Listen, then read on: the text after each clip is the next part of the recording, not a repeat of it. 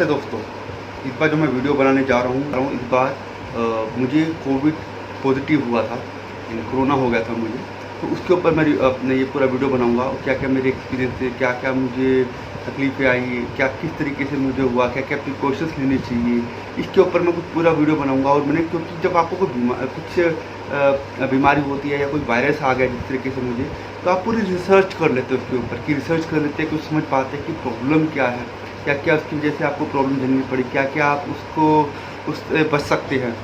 तो सबसे पहले तो ये इम्पोर्टेंट है कि ये समझ लीजिए कि कोरोना जो है वो किसी को भी हो सकता है। ये दिमाग से निकल जाना चाहिए कि कोरोना जो है दूसरे को तो हो सकता है बट मुझे नहीं हो सकता। ये बात बिल्कुल दिमाग से निकाल दीजिए कि कोरोना दूसरे को हो सकता है, मुझे नहीं हो सकता। कोरोना किसी को भी हो सकता है। और मोस्ट इम्पॉर्टेंट ये है कि हम जो है जॉइंट फैमिली में रहते हैं, जॉइंट फैमिली में रहते हैं तो इस चीज़ का जरूर ध्यान रखें कि इन केस किसी एक को भी सिम्टम्स आए, कोरोना किसी एक को भी सिम्टम्स आए तो बाकी लोग जो है उससे दूर हो।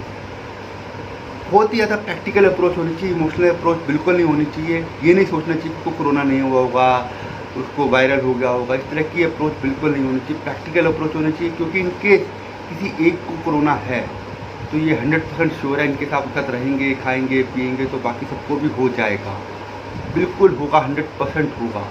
तो उसके लिए एक ही प्रैक्टिकल अप्रोच है कि उसको आइसोलेशन में कर दे बिना देर लगाए, क्योंकि इनके सब बीमार हैं तो फिर एक दूसरे की हेल्प करना मुश्किल है। क्योंकि एक बीमार है दूसरे को संभालता, दूसरा बीमार तीसरे को संभालता, बड़ा मुश्किल हो जाता है। जैसे कोई गरीब आदमी किसी की पैसे से मदद नहीं कर सकता, ऐसे बीमार आदमी दूसरे की हेल्प नहीं कर सकता, बहुत ही मुश्किल है उसके हेल्प करना। तो ये दिमाग से निकाल दीजिए कि कोरोना जो है किसी और को नहीं हो सकता, किसी को भी हो सकता है। और किसी घर में किसी एक को हुआ तो पूरे चांसेस है कि पूरी फैमिली को हो जाएगा। मेरे घर में 8 लोगों को हुआ है। तो इसमें मेरी जो प्रॉब्लम्स आई, क्या हुआ क्या नहीं हुआ, इस चीज़ को मैं लेकर के चलूँगा। सबसे इम्पोर्टेंट था कि इसके अंदर जैसे हमें बताया जा रहा है कि इम्यूनिटी स्ट्रॉन्ग होनी चाहिए। इम्यूनिटी स्ट्रॉन्ग होनी चाहिए तो शायद आपको कोरोना उतना इम्पैक्ट नहीं करेगा। बट मुझे पता नहीं कि ये कितनी बात सही है कितनी गलत है।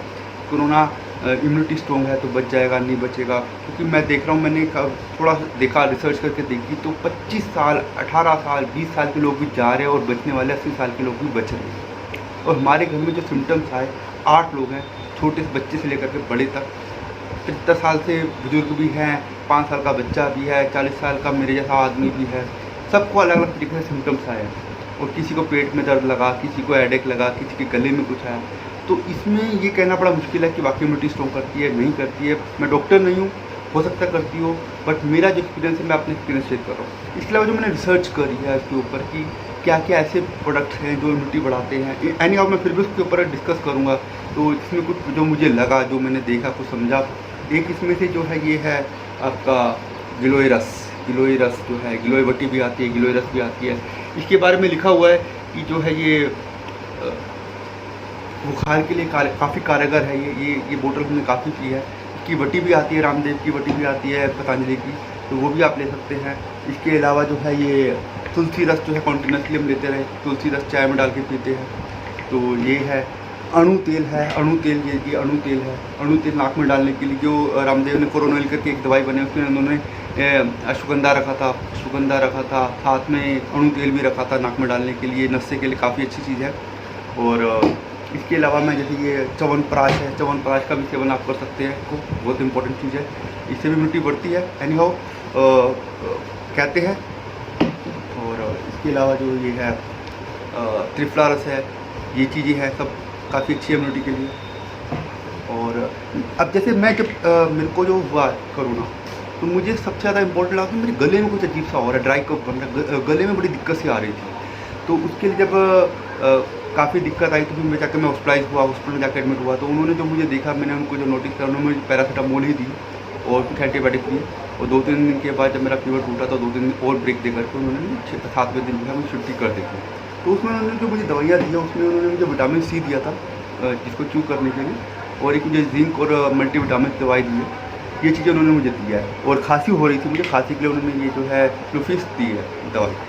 और इसके अलावा जो मुझे पता लगा कि सबसे इम्पोर्टेंट जो है हमें अपना ऑक्सीजन लेवल ज़रूर वॉच करना है, क्योंकि जो इनके सिम्टोमेटिक नहीं है तो उनके लिए बड़ा रिस्क है कि उनका ऑक्सीजन लेवल कम जा रहा है, बट लेकिन उनका ऑक्सीजन लेवल कम हो रहा है और उनको पता भी नहीं चलता और सिम्टम्स भी नहीं आ रहे। तो यहाँ पे देखिए ये ऑक्सीमीटर है, ये 1800 रुपये के आसपास की कॉस्ट करती है। इसको लेकर के रख लूँ, बहुत ही इंपॉर्टेंट चीज़ है। ये देखिए मैं लगाता हूँ, देखते कितना आता है लेवल। मैंने लगा लिया, ये देखिए चल रहा है।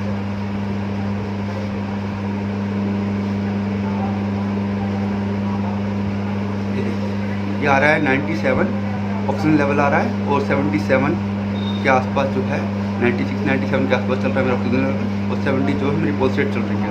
तो ये जो है मैंने चेक किया, और जब मेरे को जिन दिनों मेरे को दिक्कत आ रही थी कोरोना की वजह से, तो मेरा ऑक्सीजन लेवल जो है 92 93 91 कभी कभी 89 भी आ जाता था। बट मुझे ब्रीथिंग की दिक्कत इसकी वजह से नहीं, बट मेरे जो नोज़ की वैसी दिक्कत है उसकी वजह से होता था। तो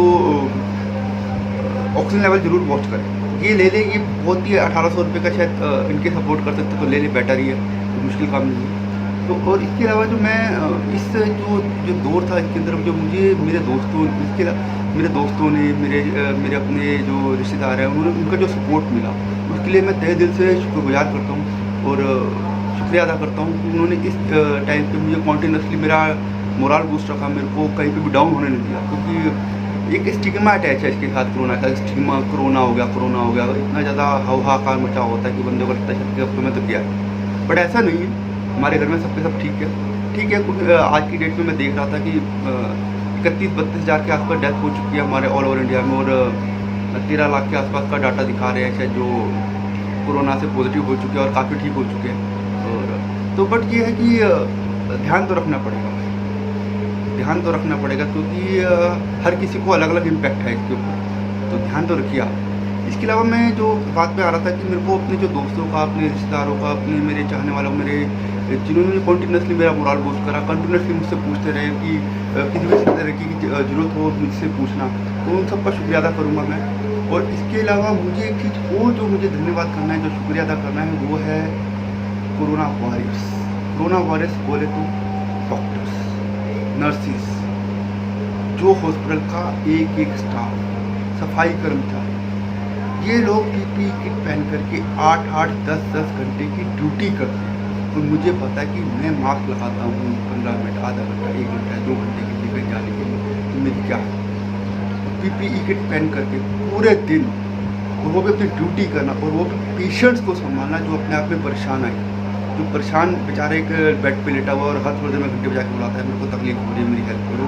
और वो तब नर्सिस स्टाफ जो आकर के आपकी हेल्प करते हैं और ड्यूटी करते हैं, तो रियली उन लोगों को सैल्यूट है मेरा, उनको शुक्रिया अदा है कि वो इतनी अपनी लाइफ रिस्क पर रख कर के भी वो हम लोगों की हेल्प कर रहे हैं। और यही बात मैंने एक नर्स को बोला कि मैं आपकी जो आप ड्यूटी कर रहे हैं उसको मैं बहुत अप्रिशिएट करता हूँ, रियली धन्यवाद करता हूँ। तो उन्होंने मुझे एक चीज़ बोली कि आप मेरे फैमिली के लिए प्रे।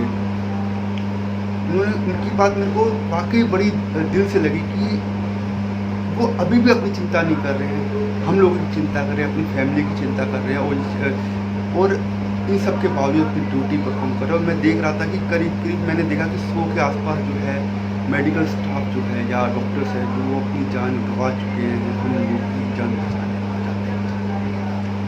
तो इन लोगों का शुक्रिया अदा करना चाहूँगा मैं, क्योंकि मैंने भी कुछ देर पहन के देखा था, एक हाथ में ग्लव्स पहन के देखे थोड़ी देर के लिए, तो हाथ एकदम से नम पड़ रहे थे, एकदम से गीले हो गए थे पसीने से, और मास्क लगाते हैं तो कितनी दिक्कत होती है, और वो ड्यूटी करते हैं, तो डेली उनका धन्यवाद है, थैंक यू वेरी मच। तो ये वीडियो आपको लगता है कि कुछ इन्फॉर्मेटिव है, कुछ बता पा रहा हूँ मैं, कुछ हेल्प हो रही है मेरी वीडियो से आपको, तो ये ज़रूर शेयर करें।